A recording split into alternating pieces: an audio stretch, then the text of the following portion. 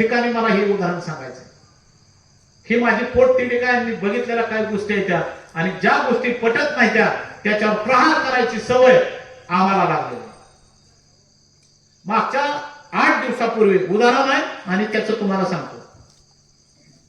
मागच्या 8 दिवसापूर्वी धाराशिव जिल्ह्यातल्या एका नेत्यांनी सरकार पक्षामध्ये प्रवेश केला. मुंबईला पक्षाचा प्रवेश सोहळा होता. प्रदेशाध्यक्ष होते, तिथले आमदार होते, त्या दोघांच्या उपस्थितीत प्रवेश केला. जे नुकतेच आता अपक्ष म्हणून जिल्हा परिषदेला निवडून आले, मी आता नाव कोणाच घेत नाही, तुम्ही आता ओळखून घ्या सगळ्या गोष्टी. आणि त्यांच्याबरोबर 50 माणसं होती, 50 माणसं. त्यातली काही जाणती सुद्धा माणसं होती आणि काही युवा वर्ग, युवा तरुण वर्ग सुद्धा होता. प्रदेशाध्यक्ष आणि तिथले आमदारांचं वय असेल साधारण 40-45, आमच्याच वयाची वय असेल त्यांचं. प्रत्येक जो त्यांचा पदाधिकारी SYZ भाजपमध्ये प्रवेश केलाय म्हणून त्यांच्या गळ्यात उपरणं घातलं जायचं आणि त्या माणसाने त्या दोघांच्या सुद्धा पाया पडायचा. लाचार कोणी होऊ नका ह्यासाठी मला हे उदाहरण सांगायचं. कुठल्याही राजकीय व्यक्तिमत्वाच्या पाया पडण्या इतपत ही माणसं तेवढ्या क्वालिटीची राहिलेली नाही.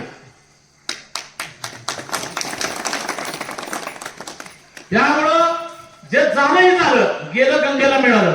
कोणी म्हणाला आम्हाला भाकरी दिली, ठीक आहे, आम्हाला सुद्धा भाकरी दिलेली आहे. ज्यांनी दिली त्यांनी दिली. जे ज्येष्ठ आहेत ज्येष्ठांचा आम्ही नक्कीच हे करूया, आदर करू. पण समवयस्क माणसाच्या पाया तुम्ही का पडता? तरुणांनी तर ह्यावरून लक्षात घेतलं पाहिजे. अरे पटापट 50-50 वर्ष, 60-60 वर्षाची माणसं सुद्धा तुम्ही व्हिडिओ बनवून बघा मागच्या 8 दिवसातला. सगळेजण याचे पाया पडायचे. ही काय देव आहे का काय म्हणलं हे आता? आणि आपल्या राज्याचं राजकारण चाललंय कुठं की आता मागच्या 8 दिवसापासून सगळ्या क्लिपा फिरायला लागलेल्या आहेत त्या. आणि ह्याच्यावर दिवंगत उपमुख्यमंत्र्यांनी सुद्धा एक स्टेटमेंट केलं, अरे आमच्या राजकीय नेतृत्वांच्या पाया पडू नका, आम्ही एवढं काय दुसऱ्या तांदळासारखं नाही. त्यांनी स्वतःहून प्रामाणिकपणे त्यांच्या कार्यकर्त्यांना सांगितलेलं. ह्या सुद्धा क्लिपा तुमच्याकडे असलेल्या.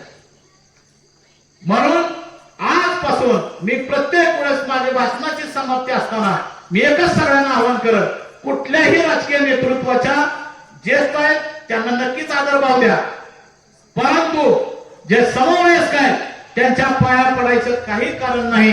कारण का त्यांनी जरी आपल्याला अन्नाला भाकरी लावली असेल किंवा त्यांचं उपकार असतील तरी सुद्धा आपण मताचं दान त्यांच्या तेवढ्याच पटीत त्यांना जोडीत टाकलेलं आहे. त्यामुळं आपण कधी सुद्धा शेतकरी भावांनो कधी सुद्धा लाचार होऊन कुणाबरोबर हात पुढे पसरायची वेळ येऊ देऊ नका. प्रामाणिकपणे नमस्कार करा, रामराम करा, हातात हात द्या, त्याच्यात दुमत असणार नाही. या काही गोष्टी जर आपण सगळ्यांनी पाळल्या तर आपल्याचा स्वाभिमान जागा झाल्याशिवाय राहणार नाही.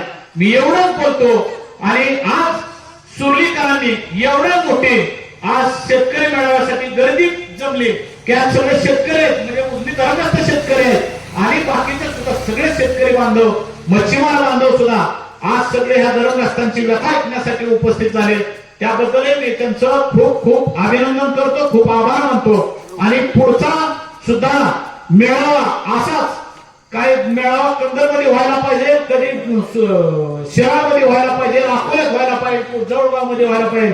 कारण ही 81 गावामध्ये आलेलं जर आक्रमण आपल्याला परतवून लावायचं असेल तर जनजागृती ही आपल्याला 81 गावापर्यंत जाऊन आपल्याला करावी लागेल. एवढंच बोलतो आणि मी इथंच थांबतो. धन्यवाद.